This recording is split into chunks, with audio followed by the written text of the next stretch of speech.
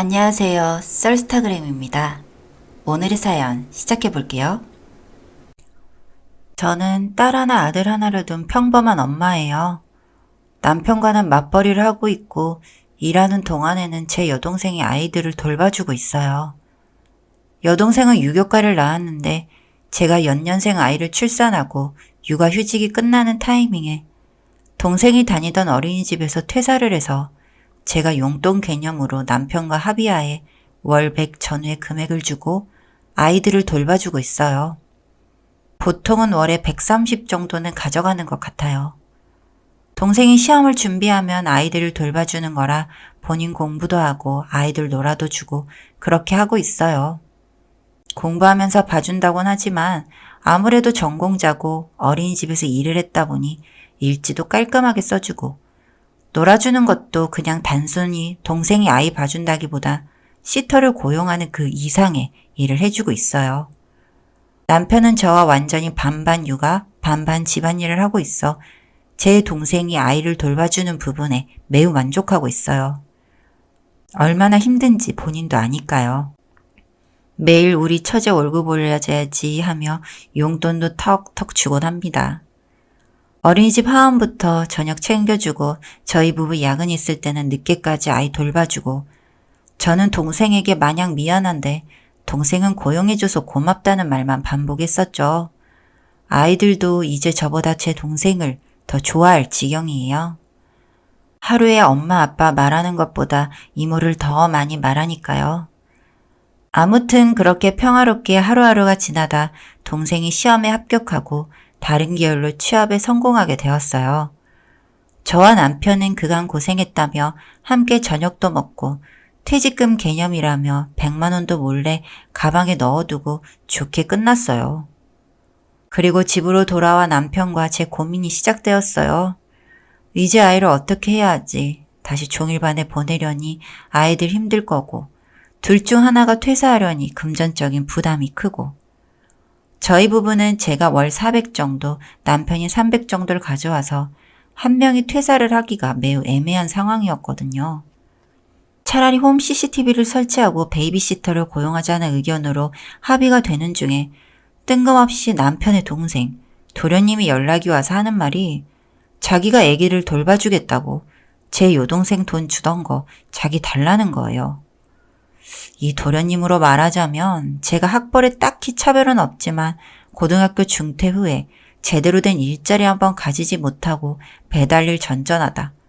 그마저도 귀찮다고 부모님 집에서 눌러붙어 있는 그런 사람이에요. 시부모님은 엄청 교양 있으시고 조심스러운 분이고 남편도 서울에 꽤 높은 대학교 나와 공무원 일하고 있거든요. 저도 어느 정도 이름 있는 중견 대기업 다니는 중이고요. 그런데 오게티처럼 저 도련님이라는 인간이 나타난 거예요. 어떻게 같은 부모님 밑에서 저런 애가 태어났는지 했는데 남편 말로 도련님은 어릴 때 입양으로 데리고 온 아이였대요. 입양하라 차별 전혀 없었고 오히려 도련님 위주로 더 잘해주고 그랬다네요. 차별은 되려 친자식인 남편이 받았어요. 매일 양보해라, 나눠줘라 이야기 들으면서요. 아무튼 그런 인간이라 전 정말 죽기보다 싫었죠. 하지만 시어머니가 전화를 하셔서 돈도 본인이 그냥 줄 테니 딱 한 달만 써달라고. 어차피 한 달이면 이놈도 귀찮아서 안 할 테니까 본인 봐서 한 번만 부탁한다고 사정을 하더라고요. 그래서 어쩔 수 없이 받아줬습니다. 노랗게 물들인 머리에 온 팔과 다리에 문신, 아이들에게 좋은 영향이 될 리가 없다고 확신하면서도 한 달이니까 그 이후로는 제대로 된 베이비시터 구하면 되지 하고 남편과 서로 참자고 다짐했어요. 그래도 본인 조카인데 잘 봐주길 바라지도 않으니 보통 정도는 해주겠지 싶었어요. 그리고 한 일주일은 조용했죠. 애들 간식, 밥통도 제대로 비워져 있었고 장난감도 대충 청소해주고 가기 전 저한테 애기들 너무 이쁘다고 볼 때마다 너무 귀여워 죽겠다고 웃으며 이야기도 하더라고요.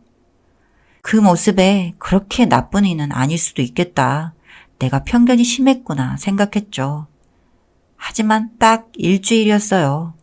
2주째부터 바로 집에서 담배 냄새가 나더라고요. 담배는 저보다 남편이 더 예민해 도련님에게 따로 이야기를 했나 봐요. 본인은 아니라고 끝까지 억울하다 이야기해서 일단 알겠다고 했는데 남편은 봐온 모습이 있으니 영 믿음직하지가 않다고 홈 CCTV 그냥 설치하자고 제게 이야기하더라고요. 저도 동의했어요.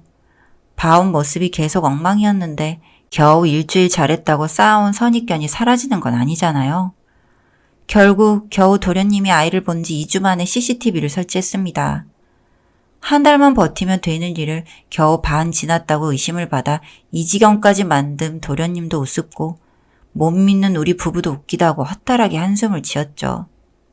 그리고 월요일 저희는 퇴근 후 바로 CCTV를 확인하려고 했지만 우연인지 불행인지 함께 야근을 하게 되었고 확인은 하루 미뤄졌어요. 그 미뤄진 야근을 지금은 정말 후회 중이에요. 아무리 회사 일이 중요하다고 해도 아이들보다 중요한 일은 하나도 없는데. 화요일 저녁 남편과 저는 아이들을 재우고 거실에 앉아 CCTV 메모리를 노트북으로 옮겨 월요일 영상을 우선 재생했습니다. 그 영상 속에는 충격적인 내용이 한두 가지가 아니었어요. 사실 담배를 피우는 정도를 예상하긴 했습니다. 아이들을 어느 정도 방치할 것도요. 어쩔 수 없는 상황이었다 변명하더라도 제 아이를 지키지 못한 것은 저와 남편이니 일정 부분은 묻고 넘어가려고 했어요.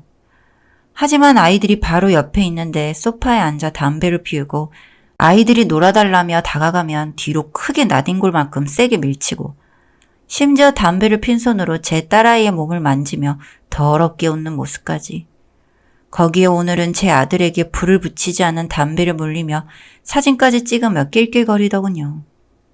그 이후에도 수차례 제 딸아이의 몸을 만지고 옷을 벗겨 사진을 찍고 성기 부위를 직접적으로 만지는 모습이 영상 속에 무수히 찍혔습니다. 남편은 영상을 끝까지 보기도 전에 동생과 시부모님께 전화를 해 집으로 불렀어요.